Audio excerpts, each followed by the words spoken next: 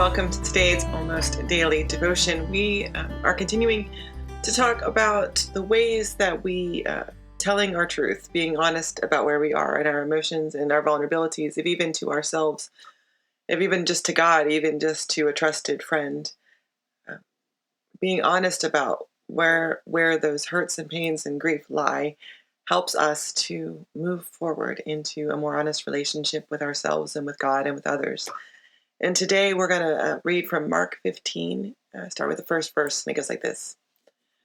Very early in the morning, the chief priests with the elders, the teachers of the law, and the whole Sanhedrin made their plans. So they bound Jesus, led him away, and handed him over to Pilate. Are you the king of the Jews? Asked Pilate. You have said so, Jesus replied. The chief priests accused him of many things. So again, Pilate asked him, Aren't you going to answer? See how many things they are accusing you of? But Jesus still made no reply, and Pilate was amazed. Now, Pilate here is giving Jesus an out. He's trying to give Jesus the opportunity to say the truth, to tell the truth, just to be honest. And Pilate, I think, is gonna respect that. Is gonna respect whatever Jesus says. Just wants Jesus to acknowledge the reality of the situation. Are they telling the truth or are they lying?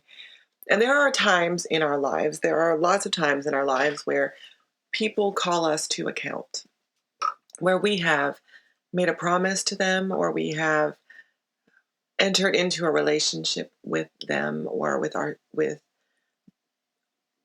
ourselves that they bear witness to. And it requires an honest justification of our actions. It requires us to acknowledge truthfully what we're doing and what we're saying and our intentions about our lives. And if we can acknowledge that truth, we can speak that even to our own hearts, even to God, then we'll find ourselves in a much healthier place in relationship with the world. We need to be honest with ourselves at the very least. But that is something we are really not good at. We're really not. We're really terrible at it because self-deception is our core function, is a core function. As we get older, the older and older we get, the better we are at denying for ourselves and to ourselves the truth of what's going on, the truth and reality of our situation. And we pretend that what we're really experiencing, that's what's really going on, that the depth of whatever it is we're carrying, the weight of that doesn't affect us. We're just fine. Because we've learned how to function. We've learned how to exist in the world every day because we have to. You get up and you have to go to work, whether you're feeling grief or whether you're feeling joy or whether you're feeling anything, you have to get up and go. And so we hide from ourselves. And we hide from other people. And we think that vulnerability and acknowledging our pain and our loss, we think that makes us weak. Like there's something wrong with us. And so we don't acknowledge that. And it only makes it worse. And the farther and farther we run away from those feelings, from our anxiety, from our grief, from our insecurities, from our vulnerability, the harder it gets for us to function in life.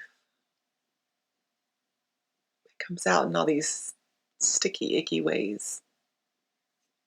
And all of us carry around this baggage. All of us carry around some hurt, some pain, some struggle that we're dealing with every day. And God does not expect us to do all of it by ourselves. From the beginning to the end of the Bible, people are full of sin. They're full of need. They're full of vulnerability. They're full of all kinds of things. And all God ever wants is for them to acknowledge that they need God, that they need somebody else in their lives, that sometimes they need some help from another person. That's okay. That's why God put us in this world with other people, to be in relationship and community with people, to be in relationship and community with God. And that is because none of us are enough to handle it by ourselves. Everything we do speaks to the world, and we are not hiding it as well as we think. Jesus can deny that he's the king of the Jews until the cows come home. He can deny being the Son of God every day, but that's not going to hide the truth that everybody else sees.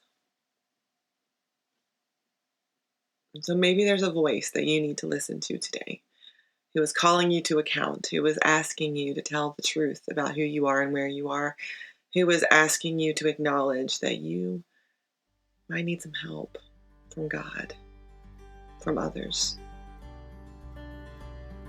My challenge for you today is to tell the truth, if only to God, if only to yourself.